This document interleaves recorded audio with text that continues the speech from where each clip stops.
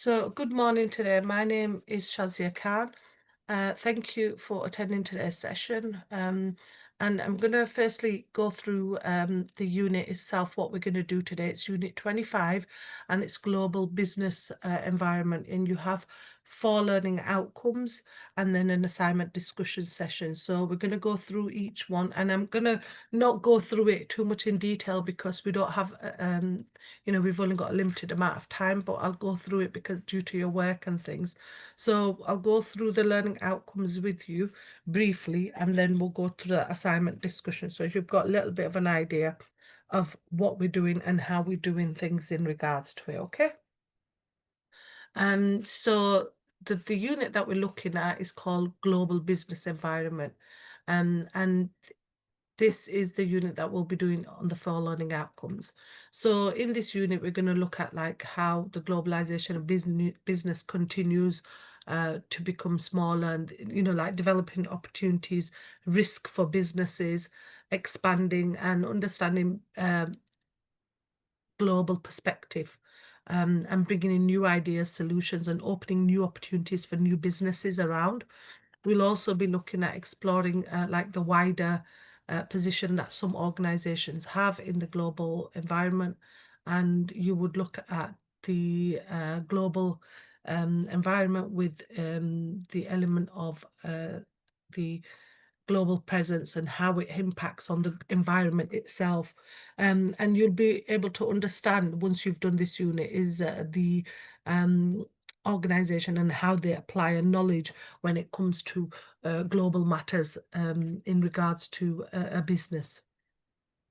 So the learning outcomes that we'll be doing this for. So by the end of the unit, the student will be able to analyze the key factors which drive globalization. Learning outcome 1. Learning outcome 2 is to determine the strategic complexity associated with operating in a global environment. Learning outcome 3 is to evaluate how operating a global market influences on organization structure, culture, and functions. And learning outcome 3 is to develop a global strategy to support decision making for a given organization.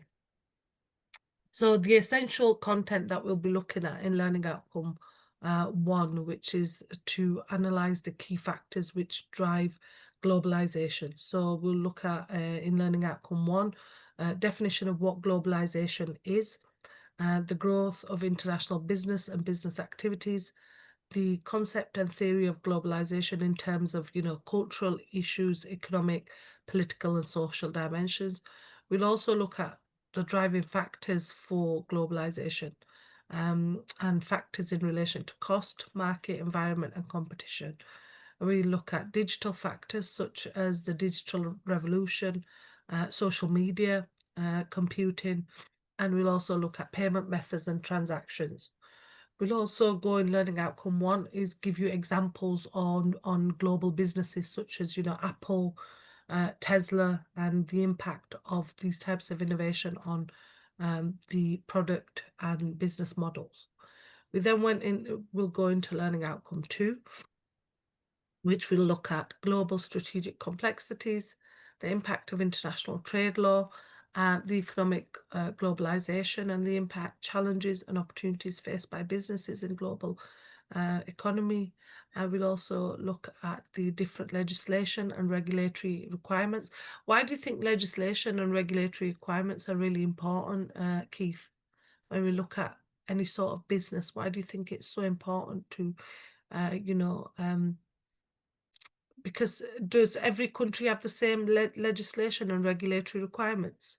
No, not all countries are the same. Yeah, every country has a different one, so their laws are different, their cultures are different as well. So you have to take all that into account when you open a business. Then we'll look at learning outcome 3, which is to evaluate how operating a global market influences on organizational structure, culture, and functions. Here we look at influences on structure, culture, and functions. We look at global market influences on organization in the context of the McKinsey 7S model. We look at the governance of multinational organization and Hofstede's cultural dimensions. We then go on to learning outcome 4, which is to look at developing a global strategy to support decision making for a given organization. We look at influences on decision-making strategy. We look at the global strategy, so definition of strategy, global strategy and benefits. So this is the learning outcomes and assessment criteria, so how you need to match when it comes to doing your assignment, but you could look at that in your own time when it comes to it, okay? And the recommended reading as well. There's some textbooks, websites that you could use for this and some links to help you. So this is a module specification, the unit specification, and this all is available on Moodle for you, okay? I'll just give you a little bit of an overview. Can you see learning outcome 1 now? Keith, can you see learning outcome 1? I can only say unit Okay. 25 Let me global. open. No, it's okay. I'll open it up for you. Okay. So this is learning outcome 1. So just so this is learning outcome 1, Keith, and this is in regards to what we'll be doing in learning outcome 1. So we'll be looking at analyzing the key factors which drive globalization. So I'm because there's quite a lot of slides, so I'm going to go through it quite briefly because we would have normally done this in one session, okay, each unit. But so if you've got any questions, just ask me, okay? So the unit aim is to look at globalization. Why it's so important for any business to, take on expanding and making sure that they, taking on new ideas. And why do you think it's good for a business, Keith, to be successful, to expand? Why do you think it's so important? In order to keep going. Sorry. In order to keep going. Yes, To keep keep. going. Yeah. Do you think it impacts on the business nationally and internationally, how it grows? Yes, Yes. it's really, yes, it will impact the nation. It will impact it Yeah. it will impact it in a good way. Yeah, in a good way. Yeah, especially if they're doing really well. Places like, you have McDonald's and you have Starbucks, they're global, aren't they? They're not in one place, they're all over. So the indicative content, which I looked at with you just a bit ago, globalization, driving factors of globalization, digital factors, and the role of innovation will be what we will be looking at. So when we look at the first key terminology, what is business environment? It's a connection of internal and external factors such as employees, customer needs, and expectations. The word business is outside of the power of the industry, and business environment can be internal and external. And, it's really important that business environment is taken into account when globally looking at expanding. Globalization is the process where businesses and other organizations develop international influence and opposite, on a larger scale, which is on an international scale, and is connecting to other countries. It's spreading the flow of your financial product, your goods, your technology across borders, and it's where you are, advancing and making, but making sure your product is sold there properly, because you've got to take into account all their cultural organization, cultural exchange. You've got to take into account any laws, any border controls. All these need to be taken into account. So what is a global business environment? So global business environment defined as diversified and centralized international market. And it's in different countries, there will be different factors that you've got to take into account, things like political, economic, technological, and cultural, and why do you need to take all these factors into account when you're expanding your business, Keith? Why is it important to take into account all these aspects? In order to keep track of the business. Yes, to keep track of the business, but also make sure that, if there are going to be any issues on technology, legal issues, any political issues, you are able to challenge them.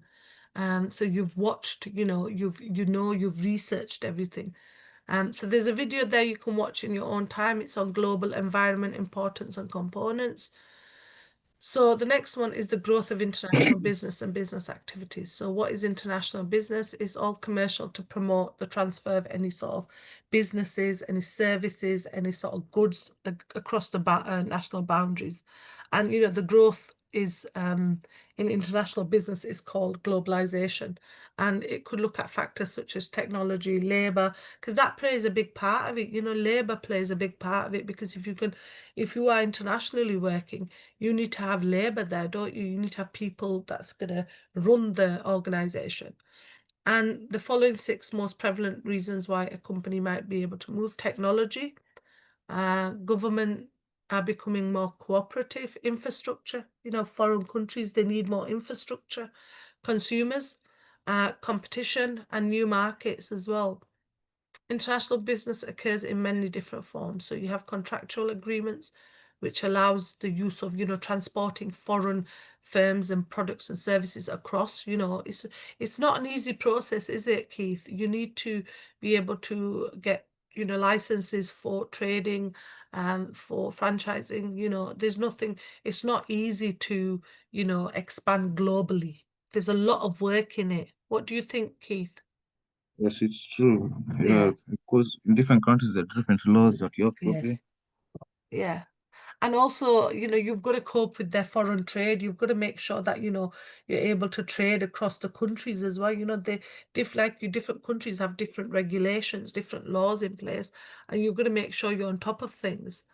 So the concept of theory and globalization in terms of cultural, economic, political, and social dimensions. So all theories have there's 8 theories: liberalism, political realism, Marxism, constructivism, postmodernism, feminism, transformationism, and eclecticism. Each one carries different various variations. So the concept and theory of globalization in terms of economic, political, and social dimensions. So when it comes to culture, it's really important that you take into account people's lifestyles, what the culture is in that country, cross-cultural exchanges, things like that. For economic ones, you'd have to take into account their financial markets, any sort of free flow of labor, capital across labors.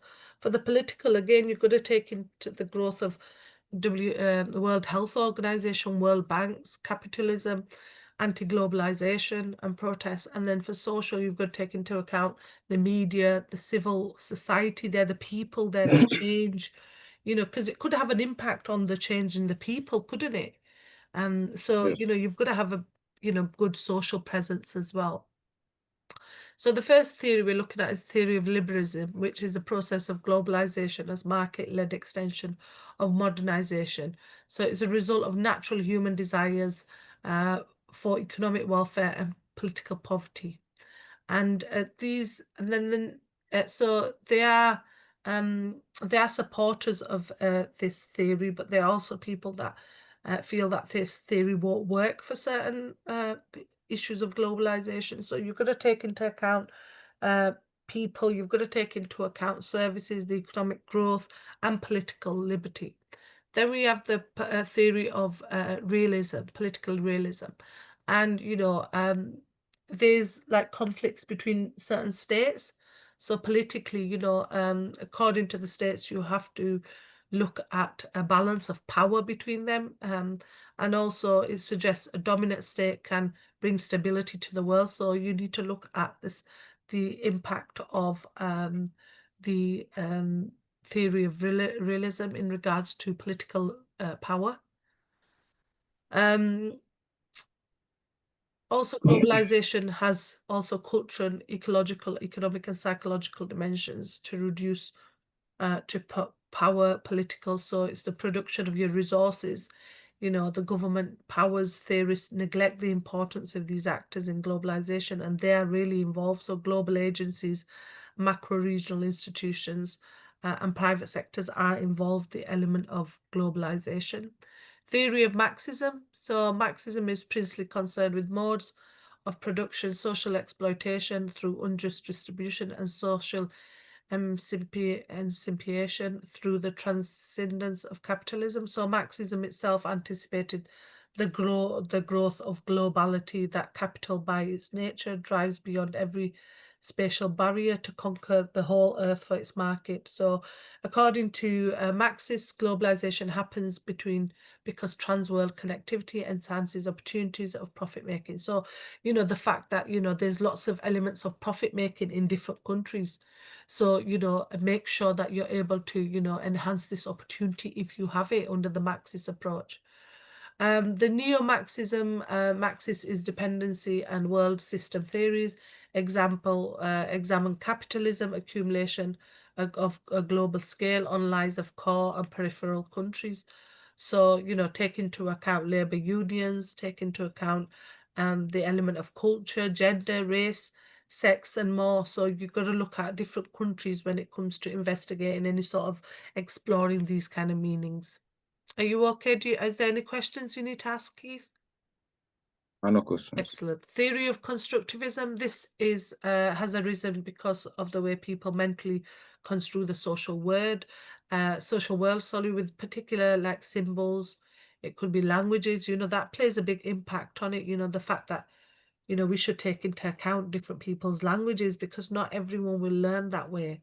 And constructivism concentrate on ways that social actors construct their world, both with their own minds and through intersubjective communication with others.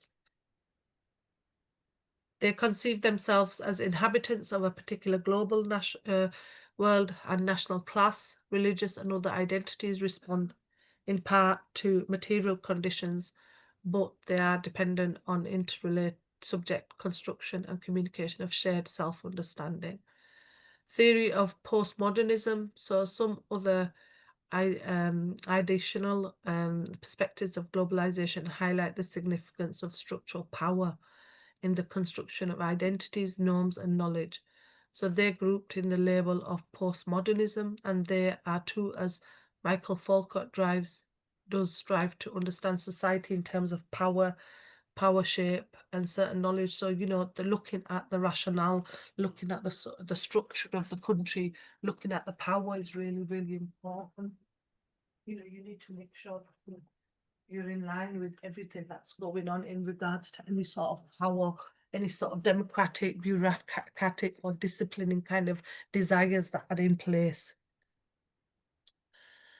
The mode of knowledge has authoritarian and expansionary logic that leads to a kind of a cultural imperialism, subordinating all espidogies, and it does not focus on the problem of globalization. It looks at the world itself. Like Marxism, it helps to go beyond the relatively superficial accounts of liberalist and political realist theories and expose social conditions that have favored globalization. So this impacts on the interconnection between ideational and material forces. Theory of feminism, and this is, as it says, it puts an emphasis on social construction of masculinity and femininity. So all theories have identified the dynamics behind the rise of planetary and super territorial connection in technology, capital, identity, and biological sex is also the overall social order. So this looks at feminist approaches. Theory of transformationalism, and this theory is expounded by David Held and his colleagues. According to him, the term globalization reflects increased interconnectedness in political, economic, and cultural matters across the world, creating a shared social space. And then the next one is hyperglobist, and they argue contemporary globalization defines a new era in which people everywhere are increasing subject to the disciplines of the global market. So this is where the global market is growing, and this is where people feel that they are in that a new era is being introduced. So developing the transformationalist category of globalization, it was held that McGraw present a rather complicated typology of globalization based on globalization spread, depth, speed, and impact, as well as on its infrastructure. these organizational interests combine actors identified in a globalized category, such as like NGOs and MEs, who have, a power to kind of influence things and exercise their political power. The politics of globalization is equivalent to political globalization by McGrew. However, Byron Michael criticized them. He deconstructs their argument and as if defined as globalization, and he also looked at elements of MEs and IGOs in regards to this. Theory of eclecticism. So here is each of the above 6 ideal social theories of globalization highlights certain forces that contribute to its growth. They put emphasis on technology and institutional building, and also they look at national interest and competition and capital accumulation, and look at construction, national rationalism, and cultural imperialism. Their contests can be over or lantern. Surplus accumulation has been transpired in the way of many centuries, but capitalism is comparatively recent phenomena, and it looks at the structural power and as a natural circumstances and no other alternative mode of production. I think we missed that one. So in the area of knowledge, the way that people have significant implications, powerful patterns of social, economic can cause globalization. So when we look at these theories, why is it so important to bear in mind that there's impacts of social, economic, technological, cultural issues? Why do you think it's so important, Keith? Do these theories apply to different concepts? I think so. Yeah. Do people rely on Yeah. different theories? Different people rely on different theories, and what theories work for them, they use them. Rationalism is instrumentalism. It assigns greatest value to insights that enable people efficiency to solve immediate problems. So the concept and theory of globalization in terms of cultural, economic, political, and social dimension. So Manfred Steger, professor of global studies at the University of Hawaii at Manoa, argues that globalization has 4 main dimensions, which are economic, political, cultural, ecological, with ideological aspects of each category. And he looked at the circle of sustainability, where it looked at economic, political, military, cultural, and ecological. So the first one is economic globalization, and this is the intensification and stretching of economic interrelations around the globe.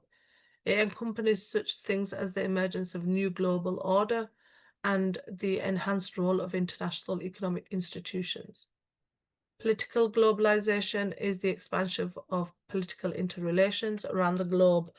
Is it really important to have this political globalization in today's world? Political globalization. Sorry? You're asking that it's important to have. Yeah. Is it good to have political? Is it important to have political globalization in today's changing world? Uh, Because Probably. you have to have a relationship with the political, Sorry. globalization. Sorry, what's that, Keith?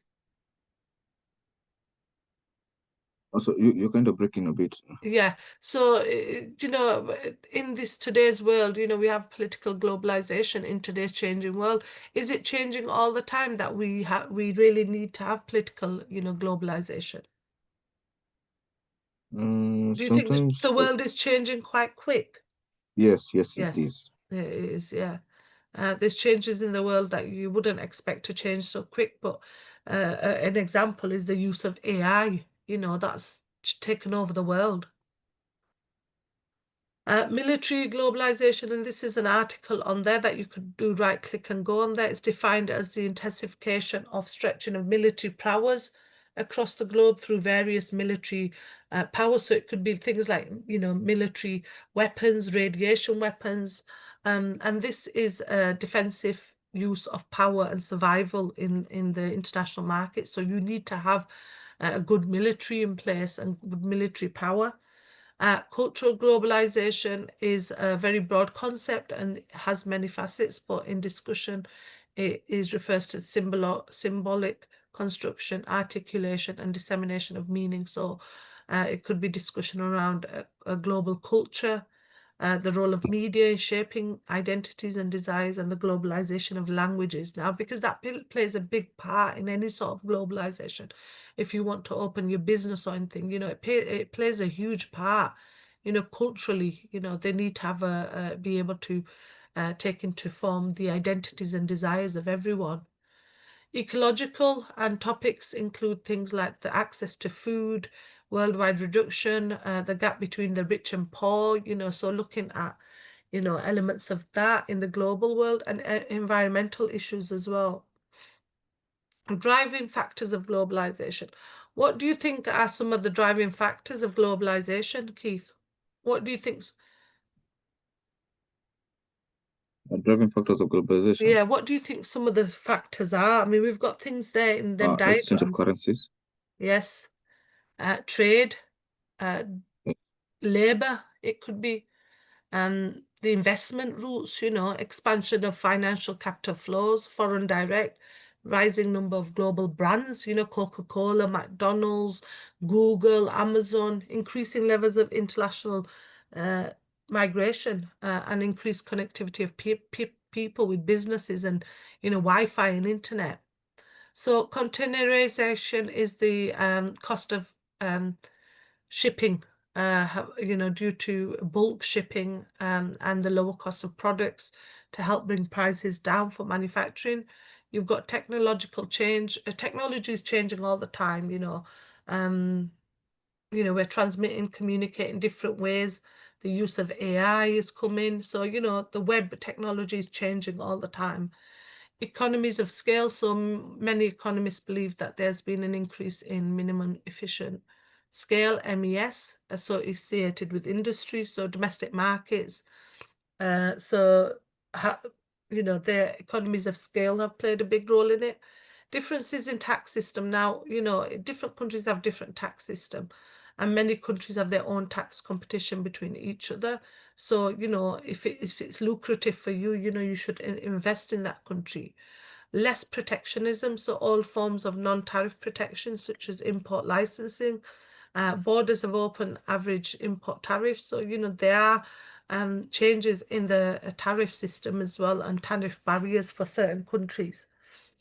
Growing strategies of transnational and multinational companies. So this is things like a company is growing, it's investing, its brand is growing. So it makes sure that it will, expand globally and make sure that it will make more of a profit if they go globally.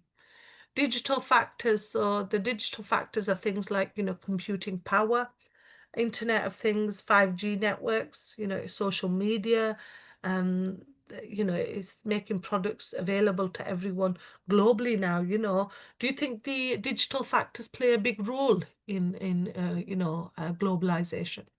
Yes, it does. Yes. Huge People impact. buy on the internet, don't they now, Keith? They don't have Yes, to yes, go outside and buy, you know. true, true. And the global market is getting bigger and bigger, and digitalization is a huge part of it. You've got things like, buying online, you've got 5G, you've got cloud computing, the data's online, everything seems to be online, so it's more digitalized. International support systems, so payment methods and transactions and the internet. And so, do you think this is a big increase in this as well, how you pay for things Yes. online? Mhm. So a prepayment is paying somebody or company in advance. You could do that. They introduce different companies, things like, I'll give you an example. In the UK, you have ClearPay, don't you? You have Klarna, so here is where they have a prepayment system where somebody or a company in advance is paying for their goods or services. So, this requires for both companies to have a lot of trust in each other. It's not something that you can, do for one organization to another, because you've got to have trust in that organization. If you don't have trust in that organization, it's really, really difficult to be able to, come together with that organization and do things. So you've got to have this balance of trust with that organization. If you put prepayment payments in by the, importer. Letters of credit, and letters of credit are normally used when for international trade. Is that the bank, this letter of credit is where that the bank of the importer will pay the supplier as soon as the order has been made and the terms and conditions of a letter of credit are met. For example, if a company is ordering chairs from another country, the bank of importer will not pay the chair company unless the bank has seen the documentation of the order. And then the bank will then monitor the agreement of two companies and just transfer the money when they have verified the order. The advantage of this type of finance is that there's low risk for the importer, as the company money will not be sent away without having the documentation. So the disadvantage is that importers' money will not be sent based on the verification of the goods they received, but it's based on the documentation. So the next one is export credits, and this is where a company gives another company goods upfront and allow them to pay back after an agreed period. So if you purchase something from a different country and you're a UK supplier, the UK supplier will give the money after the goods have been received, or may pay back after agreed period. So there's a negotiation between the parties, and the business is can this be unstable, this having an agreement with other to pay for? Do you think it's one of the disadvantages? Do you think there will be issues around this? Yes, there must be issues because the person you're sending the goods in credit may not Yes. be able to sell the goods that he ordered on time for you to pay him. Yes. So there can be issues around this. So there's not always advantages of this. There can be disadvantages, and people don't always, like you said, they have a cash flow problem because the money may come in after a long period of time. You haven't got the money there. So that is one of the issues. The role of innovation, so examples of global business success by innovative like Apple, Tesla, Mitsubishi, and Google. So you can see from this chart that shows the top 10 most innovative companies such as Apple, Google, 3M, Toyota, Microsoft, IBM, Samsung, and you can look at this diagram shows the element of revenue growth, and then the EBITDA as revenue and market cap, and the lowest possible scale, and it looks at the top 10 innovators. So there's an article here on how Apple is organized. You can look at that in your own time. If you right click it, it opens it up. Another article and a case study on Tesla, the world's more exciting automobile, and another article on Apple versus Google, top-down versus bottom-up innovation. Then we look at the impact of different types of innovation and globalization, including things, innovation but is a really important part of any driving globalization. Why do you think innovation is so important, Keith? Keep companies up to date. Keep companies up to date, yes. Anything else?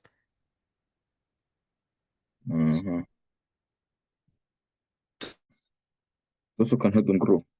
Does it bring in changing markets? Does it bring in new opportunities? Yeah. And the different types of innovations on globalization. So the first one they mentioned is product innovation. For example, Fitbit.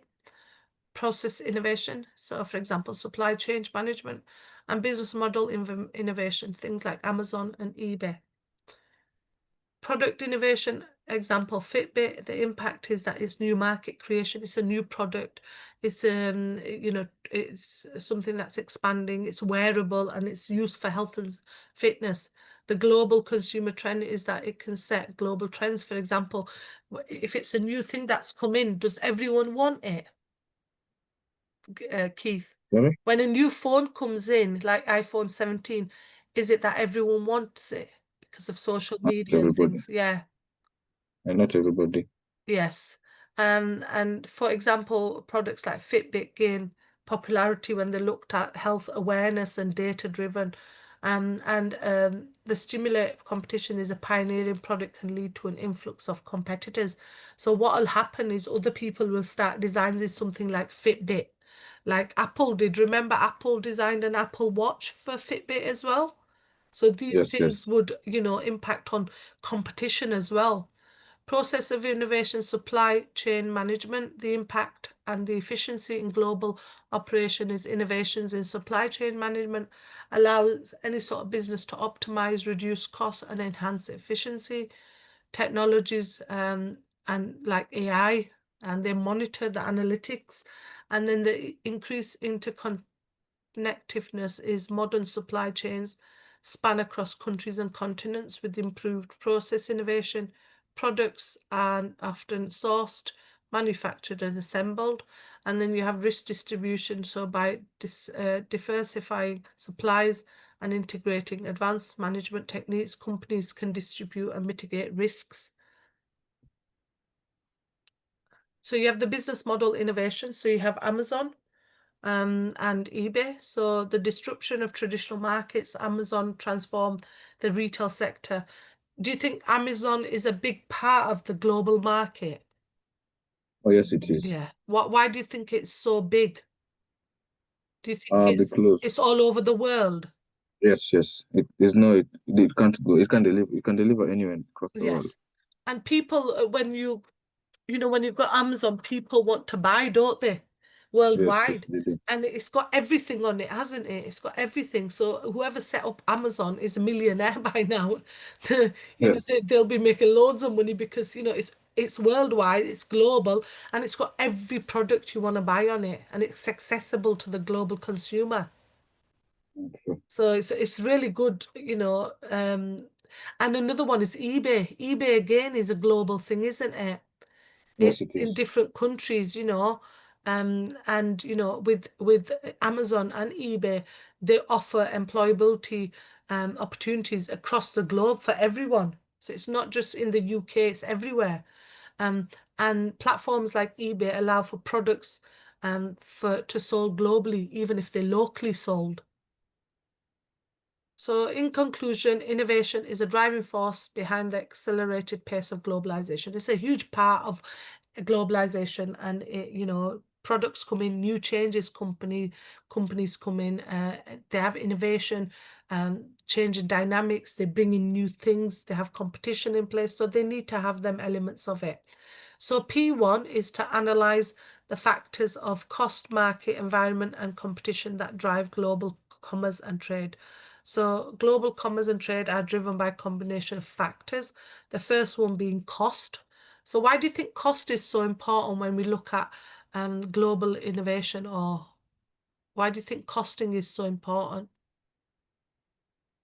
Determine whether the product will be accessible to everybody or just Yeah. the people who Also, are capable. yeah, also things like labor cost. What would they look for cheap labor cost in different countries? Yes, yes. Yes, like China, Bangladesh, and Vietnam. The example is Primark. A lot of a lot of their global market and the lower cost of labor is from Bangladesh. They sold their clothes. Again, raw materials in different countries are cheaper than in other countries as well. Logistics and transportation, how you can trade, they have such an impact on trade decisions. Tariffs and duties, so high tariffs can deter companies from exporting.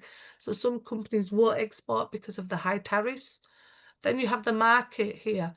So the demand. So if there's a demand for certain products, you're going to want to do it, aren't you? So an example is the rising middle class of Asian countries increase demand for luxury goods and electronics. If a market is already saturated with a particular product, it can be challenging to penetrate.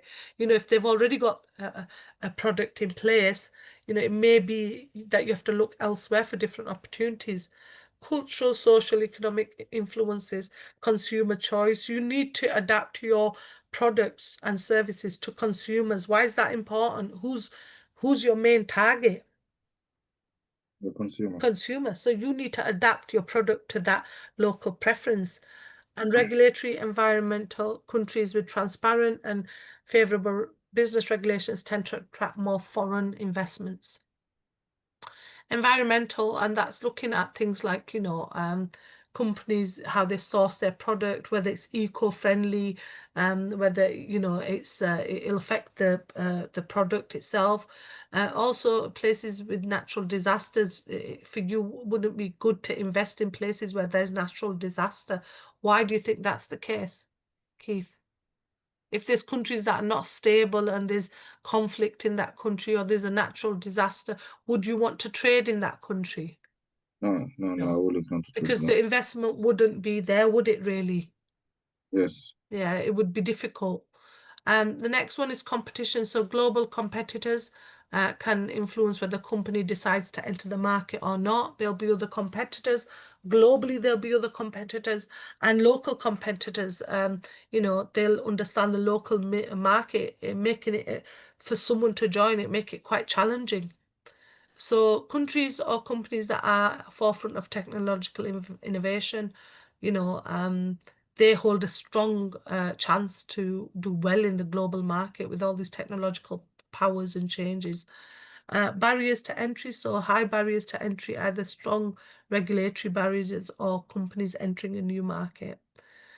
So the interplay of factors determining the patterns and dynamics of global commerce, they have a big impact on it, economic, technological, social. These impact on any sort of company wanting to go forward in the global market. So the next one is M1, critically analyze the impact that key factors have on global business environment in terms of opportunities and challenges. So the key factors influence commerce and trade are things like cost, market environment, and competition. So the first one we're going to look at is cost, and here's where we look at opportunities. So lower production costs, would that make your profits be improved if you have lower production costs by getting cheap To labor, cheap material? Do you think you would make a more of a profit? yes, you will. Yeah, you will. So if you try to get cheap labor and raw materials, you could get, more of a improved profit. Challenges, so relying on cheaper production centers might sometimes lead to compromises in quality. So there's a pros and cons of that, isn't there? Keith, if you produce something that's cheap, is it of good quality? It depends It depends on what, Keith. You're on the right, it materials depends. that you used. Yes. It depends. So, there could be drawbacks for both, couldn't there? Advantages Yes, and disadvantages, yeah. So the next one is market. So access to yes. international market provides a more extensive customer base. You'd get a large customer base, you'd have increased sales and revenues. You'd have, it allows companies to spread risks, and compensate. The challenges here is that misunderstanding local customs preferences. Why is it important to understand cultural nuances? Why is it important to, understand local customs and preferences? It will help you to understand more of your Yeah. For example, consumers' needs and wants. yes. Example I'll give you, McDonald's, Keith, is open in countries that have halal food. Yeah. Yes, So what do they need to do to make sure they are meeting their local customs and cultural nuances? by aligning Do to they the need to provide chicken and uh, should it be halal if it's in a halal country? yes, If yes, so if you go to Pakistan now, just an example for you, if you have a Burger King or McDonald's there, even if it's a cheeseburger or a chicken burger, it's halal. So anyone yes. can eat it. So that's how it's trying to attract its customers and its local market. If you were in another country like the UK, example, the it's not halal. So because it's a British society, it's not a country that expects it. There's not culture of it being halal. The only thing that may be halal is the fish fillet, which is just fish. but the cheeseburgers and chicken burgers are not halal. But so organizations, businesses like McDonald's will open where there's a local market and there's local, customs, and it takes into account culture. Environment, so eco-friendly innovations, things that you could have eco-friendly products, environmental friendly products, and also that brings this reputation of a green reputation quite up. Challenges in that is initial investment in sustainability. It could be high, and changing trade or sanctions will disrupt the supply of change. Next one is competition, and this is a big one because companies will collaborate with different global partners to share any sort of risks, any sort of, technology innovations, how they would move forward. Some of the challenges are that the intense competition can lead to price wars, reduce profitability. You want to sell something, don't you? So you want to make a profit. But if you've got competition, should you reduce your product? You have to, don't you, to make that little bit of profit. In certain markets, intellectual property rights might be strongly enforced, making sure that things are not copyrighted. So while the global business environment offers immense opportunities for expansion and access to the diverse market, there's also challenges. Nothing is quite easy to get through. You must take in people's cultural sensitivity. You must be aware of any sort of risk. You must be aware of any sort of the ability to adapt, innovate, and make sure you are meeting navigating the global landscape. There are risks in everything. So D1, critically evaluate the global business environment, including the opportunities and challenges faced by organizations. And the global business environment is a complex, interconnected web of economic, political, cultural, technological, and environmental factors. As markets become increasingly independent, organizations on an international scale encounter both challenges and opportunities. So some opportunities are access to larger markets. So companies can tap into larger markets and in the world.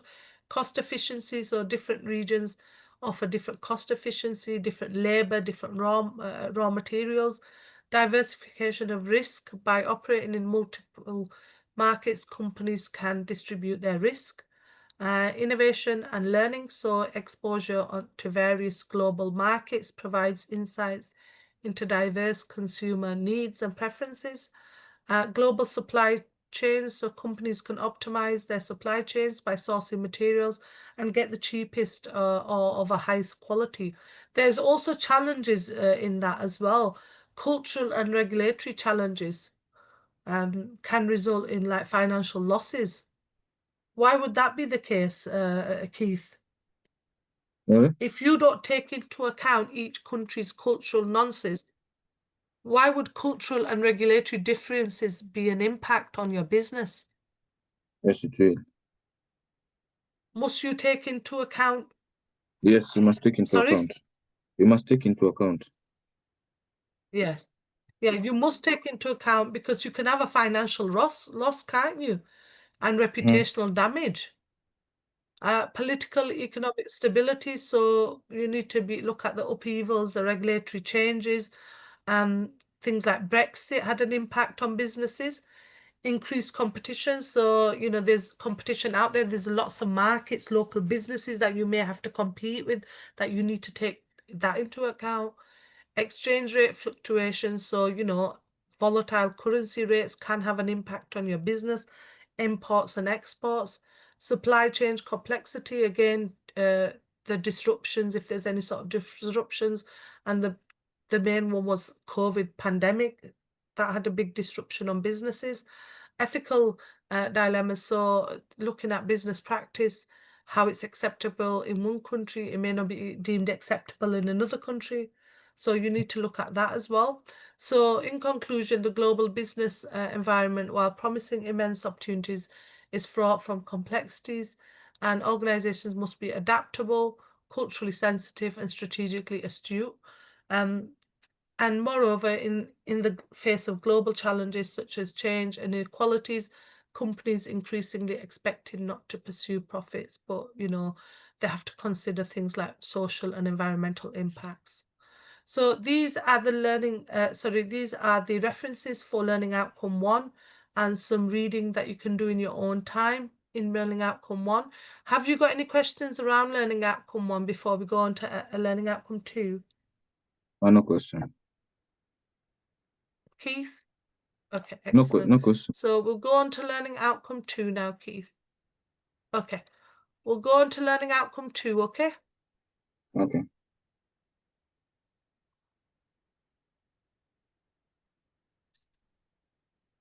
So learning outcome 2 is looking at determining the strategic complexities associated with operating in a global environment. So here we look at elements of global strategic complexity, so the impact of international trade law, challenges and opportunities faced by business in the global economy.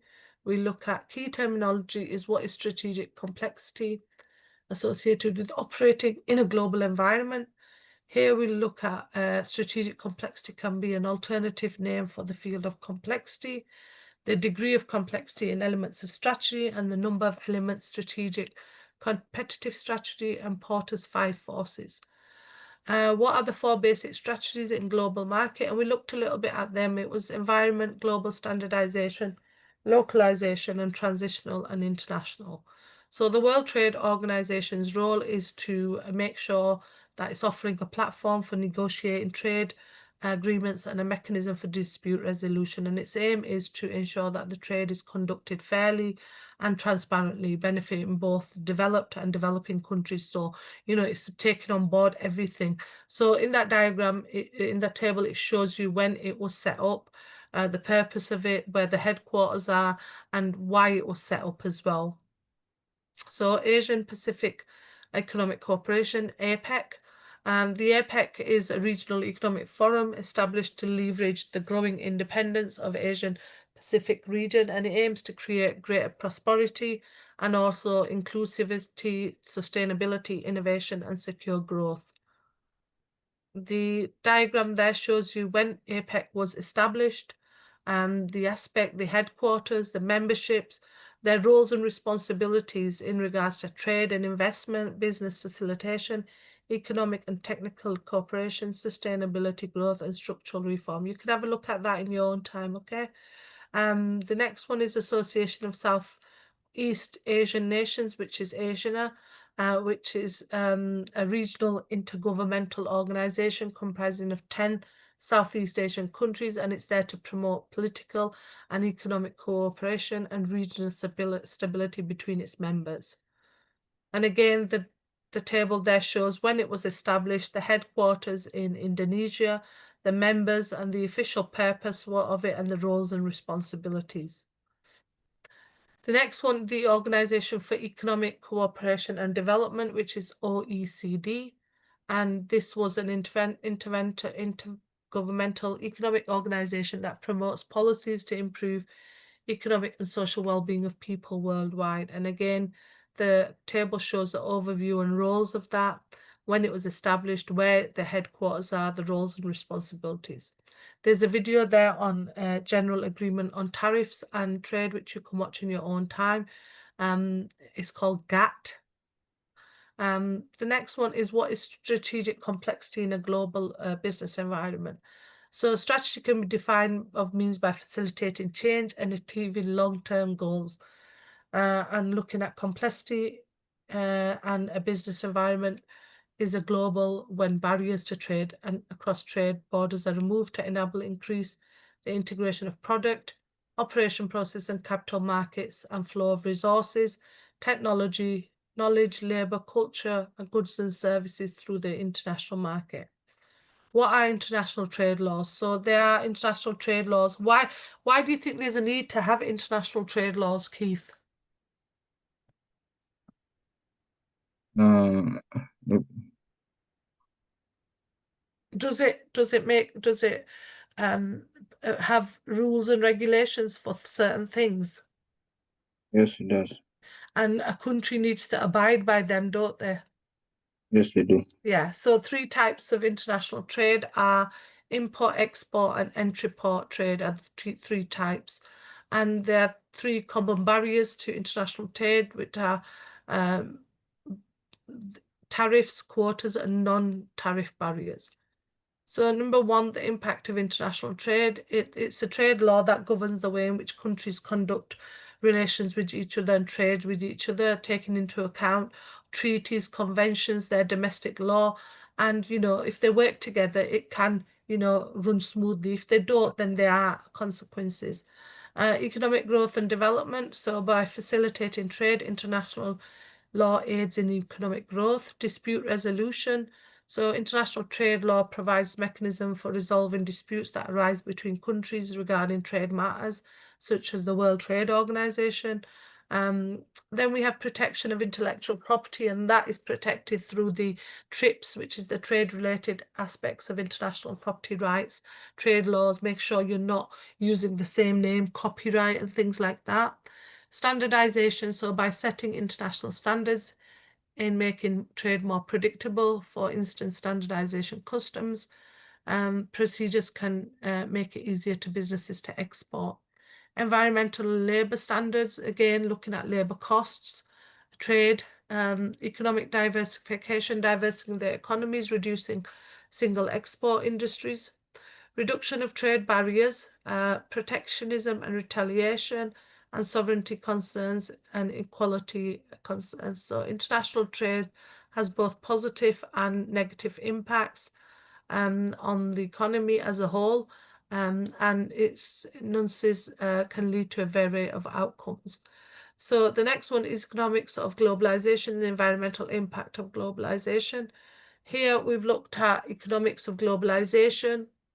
We've looked at efficiency, specialization, income equality, financial market independence. We've looked at environmental impacts of globalization, such as increased carbon footprint, exploitation of natural resources, spread of environmental degradation, and global environmental awareness.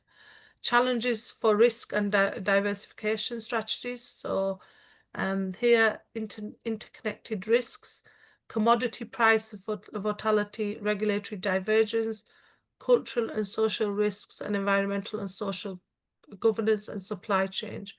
So in summary, globalization offers a vast economic opportunities. It also poses challenges, and there's some additional reading you can have a look at there.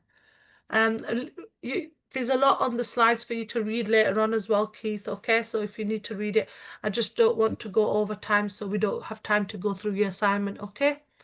So are you here till 11:30, Keith?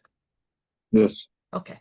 So the complexity are things like cultural differences. Different countries have different cultures, logistics and transportation, so the transportation infrastructure, regulatory and compliance issues, tariffs, currency fluctuations, economic conditions, which we looked a little bit around in learning outcome as well, and political language barriers, intellectual property, which we've looked at, environmental and ethical concerns, variability in technology, natural disasters, which we looked at in learning outcome 1 as well, and differences in the legal service, which legal systems, which we discussed that each country has different laws. Challenges and opportunities faced by businesses in the global market, and this table shows factors, challenges and opportunities, which you can have a read of in your own time. Challenges and opportunities faced by business in the global market, different legislation and regulatory requirements, and that could be a challenge for certain countries to come into if they're used to their own laws. And then you've got intellectual property, trade barriers, opportunities are there's market access, competitive advantage, collaboration opportunities, and risk management. Operating complexities across different time zones. That's a big thing as well. Businesses working at different time zones. It can be challenging, communication delays. It may be employers are tired, they can't attend meeting, coordination, monitoring 24/7, scheduling meetings, cultural and weekend differences like Dubai, they don't work on certain days. Middle East don't work on a Friday. Some of the opportunities are extended business hours. You can do that. You can follow the sun model, flexibility like remote working, global market access, real-time responses, and diversification of risks. Cultural differences, again, we looked at that, cultural barriers, communication barriers, decision-making, conflicting values and ethics, making sure you're on top of the cultural barriers as well, opportunities, richer perspectives, broader customer appeal, businesses respect cultural and, exposure of different cultures can lead to growth in the market. The monetary environment refers to conditions of dynamics of countries' monetary policy, which is set by the central bank. And these can be things in relation to interest rates, money supply, and credit availability. Opportunities are better from lower interest rates, competitive currency value, hedging opportunities, investment opportunities, stimulated demand, and access to global markets. Political unrest and instability. And they have an impact on the business if there's no, if there's challenges, things like disrupted business operations, threats and assets, decreased opportunities. And opportunities could be market leadership in post-conflict scenarios, niche markets in unstable regions, leverage international support, negotiation leverages, acquisition and investment opportunities, and managing global customer needs and expectation. And that's important because you need to make sure you are managing them and there's challenges in place. Make sure your consumer preferences are widely available, cultural sensitivity, varying levels of income, opportunities, expanding market share, making sure you're tapping into different preferences, diverse product offerings, global brands, leveraging in global market, economies of scale and risk diversification. P2, examine the complexity of strategic challenges faced by organizations when operating in a global environment supported by specific examples. So regulatory and legal environment complexities, cultural and social differences. We had a look at that. Economic disparities, political instability, and global supply chains. Competitive landscape, so technological changes, any sort of new people, local players coming into the market, ethical environmental considerations. M2, evaluate strategic challenges in context of risk and diversification of supply. Strategic challenges is market volatility, operational risks, reputation risks. Strategic challenges in the context of diversification, diluted focus, complex management. Strategic challenges in the context of supply flow. So it could be that the supply is not coming in, sourcing is not properly done. In conclusion, the challenges facing the global market are multifaceted. Some of the references are here. So I've gone through 1 and 2. I'm just going to quickly go through learning outcome 3 with you and learning outcome 4, and then we can go to the assignment discussion because I just don't want us to miss that. So the learning outcome 3 is to evaluate how operating in a global market influences organizations' culture. I'm just going to go through the indicative content and what we've gone through that. So we've looked at influences on market structure, culture, and functions. So we've looked at the various structures in organization. 4 types of organizational structure: functional, divisional, matrix, and flat. And we've gone through the 4 types of functions. So the video will look at corporate culture. We've also looked, you can look at McKinsey's 7 model of organizational structure, which is structure, system, style, staff, skills, and strategy, and the importance of that. So have a look at that in your own time. Okay, there's more on McKinsey's 7 approach. Global market influences on organization on McKinsey's 7S model. And then we looked at the governance and multinational organization leadership in an international context. We looked at governance of a multinational organization. We looked at the leadership in an international context. A lot of these we've covered in learning outcome 1, like vision, ethical, cultural, local globalization. Hofstede's cultural dimensions theory, and looked at, it shows the effects of society culture on the value of its members and how to behave. So I have cultural dimensions in Hofstede's 6 dimensions of culture: power, individualism, masculinity and uncertainty, long-term orientation and indulgence. The use of Hofstede's circle,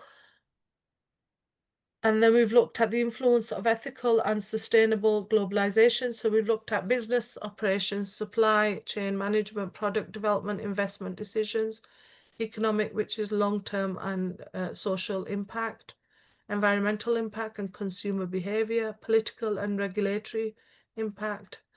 And that is learning outcome 3. And then quickly into learning outcome 4. Learning outcome 4, which is looking at developing a global strategy to support decision making for a given organization.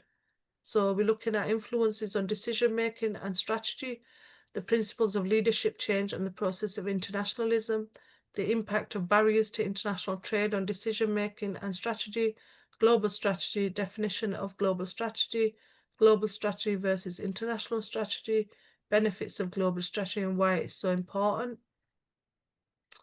There was a video there on strategic decision making. You can have a look. Influences on market strategy. So it could be things like business objectives, organizational structure, attitude to risk, availability and the external environment, the principles of leadership and change.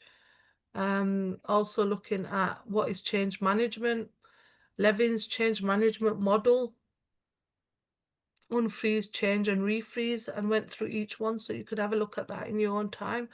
Applying change management model to Nissan Motor Company as a case study. We look at Kotter's 8-step model of change. We've also looked at so these are the 8-stage model of change. Kotter's model, advantages and disadvantages of the process of internationalism, and the impact of barriers to international trade on decision making and strategy, strategic alignment, product and service adaptation, pricing decisions, supply chain adjustments, market diversification, risk management, government relations and lobbying, joint ventures and partnerships, research and development, consumer education. We also looked at the definition of global strategy, several characteristics of that, and looked at strategy versus international strategy, some examples of Apple and McDonald's, and then different types of global strategy in diagrams there. Also international expansion strategies and decision-making strategy in relation to risk and diversification, strategic decision management and balancing the need for global integration versus local responsiveness, and a diagram and balancing the two. And these are the references. So I've quickly gone through all the learning outcomes so you've got a little bit of an idea of what we're doing. This is the assignment brief. This is how it looks, but we're going to go through slides for that. So this is how the assignment brief looks. Okay, can you see that, Keith? It doesn't yet. Oh, I can see. Yeah, and this is available on Moodle for you, okay? And it'll go through your introduction, general information, submission, Harvard referencing, plagiarism and collusion, and also it looks at elements of the assignment scenario, okay? So this is available on Moodle for you. It also has the learning outcomes and assessment criteria and how it should be assessed, okay?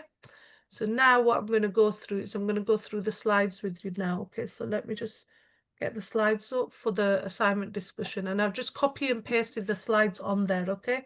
So it's not an element of anything different to the assignment. I've just done it, so I've given you guidance on that. Okay, any questions, please ask, okay? Okay. Sorry, it's a little bit rushed, but it's because of your timing and things. Okay.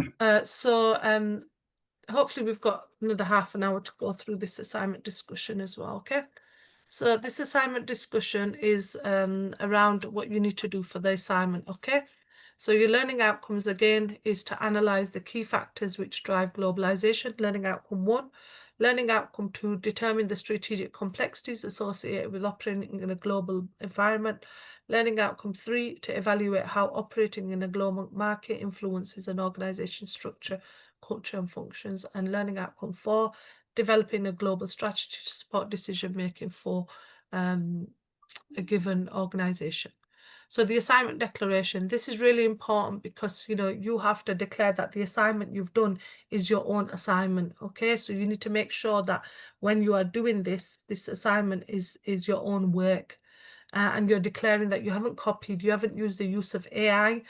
There's a 20% threshold if you use any resources that you could have for AI, but above that, you know, the declaration confirms that you've read the plagiarism report, you've read the guidance on plagiarism, the policy, and you've gone through everything in regards to that, and you need to make sure that you are on top of things and not plagiarizing. So this declaration is done for every assignment, and it's available on that link, okay? Just a minute, I use the washroom. Just give me 1 minute. Okay, okay.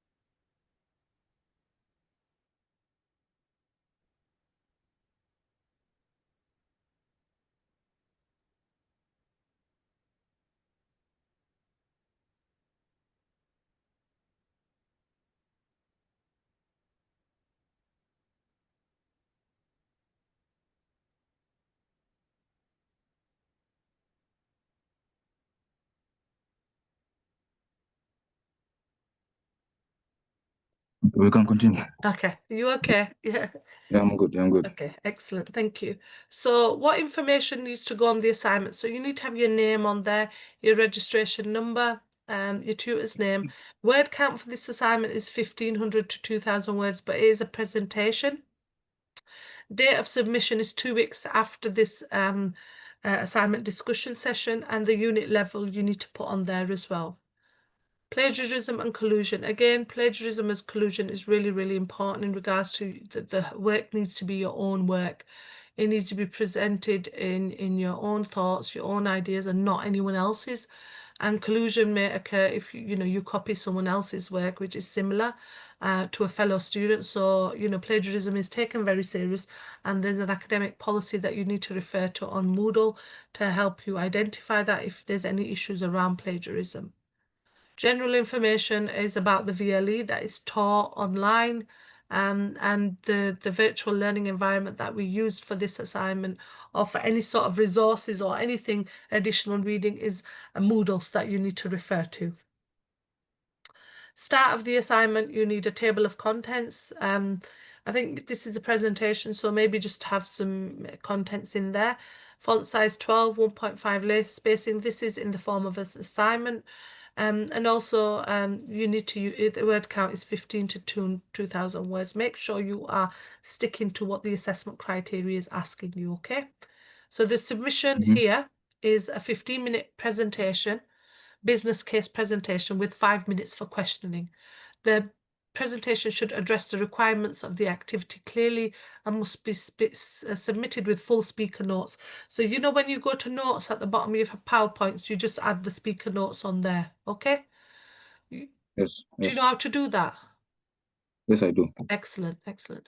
You're required to make effective use of PowerPoint headings, bullet points, and subsections as appropriate. All work must be supported and research referenced using the Harvard referencing system or an alternative system. The main system we use is Harvard system, so don't use any other system, okay? You need to also provide a bibliography at the end of the presentation. An inaccurate use of referencing may lead to issues of plagiarism if not applied correctly, okay? So the recommended word limit is 15 to 2,000 words, including speaker notes, although you will not be penalized for going under or exceeding the total word limit. Okay? The Harvard referencing of system as level 4, you are expected to use academic sources, and after this is why you're undertaking, avoid using things like Wikipedia and Google in regards to academic sources. They're not credible sources. Wikipedia you can add on to, so it's not a credible source. Make sure you cite everything, okay? And towards the end, there's something called Neil Toolbox that will help you reference everything. So articles can be downloaded from web and are perfectly acceptable sources of information. For example, if you're using anything from home office websites or government websites, you can download them and use them, and then you would reference them, okay? So they are credible sources. You need to move away from using uncredible sources, okay? So learning outcomes 3 and 4. So evaluate how a global market influences an organization structure, culture, and functions. And learning outcome 4 is develop a global strategy to support decision making for a given organization. Assignment brief and guidance. So the scenario is that you are a global strategy analyst working in the London office of one of the foremost global management consultancy organizations. You have successfully completed a thought leadership article for the next issue of Global Business Quarterly Journal, exploring the issues driving globalization and accompanying complexities faced by both national and international organizations. You have now been allocated a new project, okay? This involves working closely with other analysts to support the ongoing work for one of the company's large clients. The client in question has asked for help in developing a global strategy that will fully support organizational resource allocation and decision making. The international operations of the business have now been run loosely and the client feels efficiently. The client is aware of the importance of cultural awareness and differences and its link to effective leadership and organizational structure. So you will need to consider this carefully. So you have been asked to prepare and deliver a business case presentation to the client outlining a framework for global strategy. Having discussed this in detail with your fellow analysts and your senior partner, you agree that the business case will need to include the following. So number 1, so when you do your PowerPoint slides, Keith, make sure that you have this as number 1. Don't change anything, okay? So you must have 1 slide for each one, or maybe 2, whichever, however many you want, but you've got to make sure you don't change the heading, okay? Okay. So you need an appropriate introduction and the purpose of the business case, okay? Okay. Second one, you need an evaluation of different decision-making models available to client operating in a global environment. So the different decision-making models that you've used, you can look at them. Okay? Yes. Then number 3, you will look at a critical evaluation the influences of globalization on governance, leadership, and organizational structure, making use of McKinsey's 7S. So that's learning outcome 4, where we looked at McKinsey's 7. Is it learning outcome 4, I think? Let me just go through. It is the McKinsey's 7F. We've looked at learning outcome 3 and 4. You can look at in this, okay? Yeah, Okay. it's that's Cotter's. It's learning outcome 3 that you need to be looking at, okay? Okay. Where we look at the McKinsey 7S model of organizational structure. Then you've got to look at an evaluation of how ethical, sustainable, and culture factors influence the global operations of your client. And here you will be looking at also learning outcome 3, where we've looked at the culture of an organization, we've looked at ethics and functions, but also you need to be looking at learning outcome 4 as well, because it's mentioned there. So you would be looking at cultural sensitivity.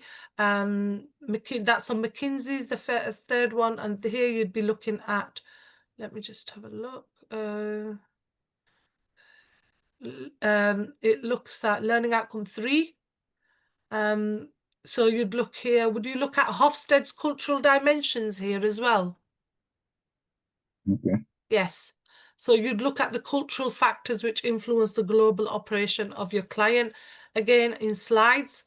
Then the next one is suggested objectives and strategies developed to achieve the competitive advantage for your client and satisfy the needs of different stakeholders in the global market. Again, learning outcome 4 you would look at in regards to that. Okay, so suggested Okay. objectives can be looking at elements of, learning outcome 4, where they've looked at, different global strategies, benefits of the strategic decision making, And then the last one is valid and justified recommendation for how your client adapts its organizational structure and strategy to optimize responsiveness and decision making in a global market. And that, again, you're looking at elements of learning outcome 3 and 4 in that, okay? Mainly learning outcome 4, where you're looking at the element of responsiveness towards the end. You look at, let me just give you an example of learning outcome 4, where you've looked at the impact of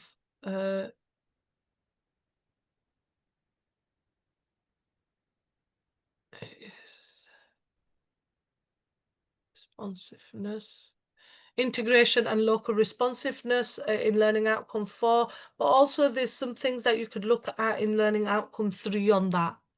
Okay, so these are the 6 parts you need to do in your PowerPoint slides, and it's 1,500 to 2,000 words. Okay, and again, you need your bibliography. Okay, referencing is really important. Have you got any questions around these activities and guidance, Keith? Can I use that structure that you used in my PowerPoint? For the slides? Yes. Yes, you can. Oh, You can use that stuff. It will help you, it will support okay, you, okay. and it will guide you, okay, on what you can use. Try to put your own stuff in as well. You know, maybe Okay. when you're looking at the McKinsey's 7S model, maybe do a Mm-hmm. diagram of it, you know, like they did, and then Okay, okay. explain it in, you know, in your notes and in your presentation. So, you know, it's quite clear. Okay, okay. Okay, and each one needs its own slide, but also don't change the wording of any of them. So there's 6 there, isn't there? There's 6 points that you need to consider. Have you got any questions on them? No, no, no. No? Okay, if you have any questions, just email learnerwork@ukvarsity.co.uk, okay? Referencing, you need to be looking at reliable sources and make sure you reference using Harvard system of referencing. Mm-hmm. Assignment guidance and support. Okay, make sure you submit a basic introduction and a conclusion at the end. It doesn't have to be a huge one, but just conclude at the end to make sure. Make sure you use referencing. Here, I've got Neil's toolbox. You can right click on that. Have I shown you this before, Keith? Yes, I think you showed me the first class slide Neil's you did. toolbox? Yes.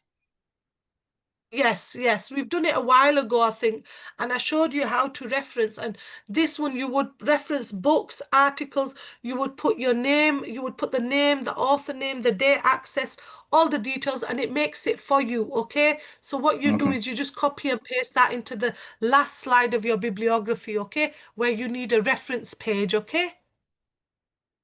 So when you do your Okay. slides, you need a reference list at the end. You know, when I do the learning outcomes, each one has a reference list at the end. You need to provide that Yes, as well, yes. okay? Okay, okay, no problem. Okay. If you're using diagrams, please make sure you reference them accordingly and make sure you have a bibliography list and it's in alphabetical order at the end. Try using examples if you can. Do not change the wording of the assignment. So you've got 6 parts to it. Don't change the wording, please. Okay. Important, give proper headings, make your document look presentable and professional, and number your figures and tables and reference them. Follow the numbering on the presentation, ensure at least 12 to 15 references, and again, it should be Harvard referencing. Keep a check on your word count. Again, minus 20% tolerance in AI, so it should be below 20%. Your word limit is 1,500 to 2,000 words, and that's your notes as well. And remember, this is a grading pass or refer. Do not use AI software to write this assignment, although there's only a 20% tolerance allowed if you use it. Anything over 20% would be considered malpractice. And please Mm. mention, you know, the grade. Obviously, it's a pass or I think there is the pass or fail in that. Follow the numbering of the assignment. Any sort of useful tips again, read the tasks carefully, what it's asking you. Focus on the task and the command verbs. Make sure you are reading what they are asking you. Harvard referencing, again, author, date, style. If you are using, for example, Slack Brandon 2001 in text, and then at the end of it, the full reference. Again, make sure it's presentable. If you're using, read the plagiarism report as well, it's so important. Plenary, you need to make sure you're not copying and pasting your work. As we mentioned, it's plagiarism. Make sure you reference all your sources. Make sure you check your grammar and spelling, and refer to any ebooks or any sort of additional reading on Moodle that you can refer to. If you're using any of the slides, make sure you reference them. For example, MDT 2022, and then in the bibliography it'll say multidisciplinary teams learning outcome 1, slide number 2 to 10, UK Varsity, published on 15th of January 2023. Let me just, the assignment, you have 2 weeks to submit from now. Any questions, learnerwork@ukvarsity.co.uk. Let me just get you back to the assignment, so at least we've got an idea of... Is it possible that you can send me the PowerPoints that one you are using to explain? The PowerPoints are available on Moodle for you. Do you want me to forward them to you? Yeah, if it's possible. So I will do that. Just Just send you my email. you can just give me a minute. Let me just see if I can find the presentations. Excellent. So I'll forward them now. What's your email, Keith? Let me send it to you through the chat. Okay. So I can forward that on to you now, and then you've got access to them in regards to let's just have a look.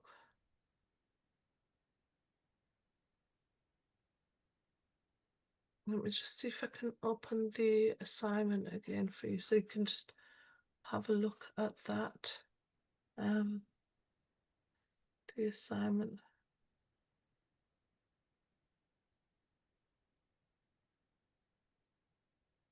Okay.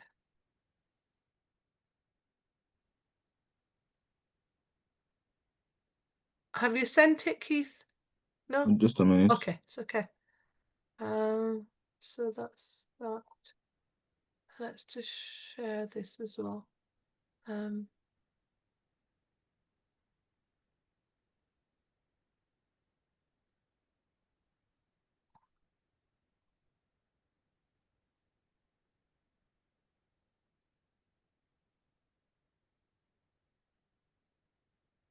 Why is it not opening that? Okay, let me just see. Stop sharing. Right, okay, you'll just have to share this. Right, Thank okay, you. just 1 minute, Keith. Copy. They are available on Moodle, everything for you, but I've sent you everything now, Keith. Have a look if you can, if you've got it. Okay,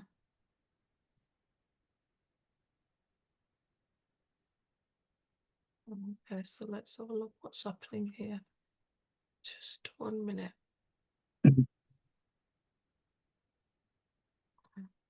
I've received it.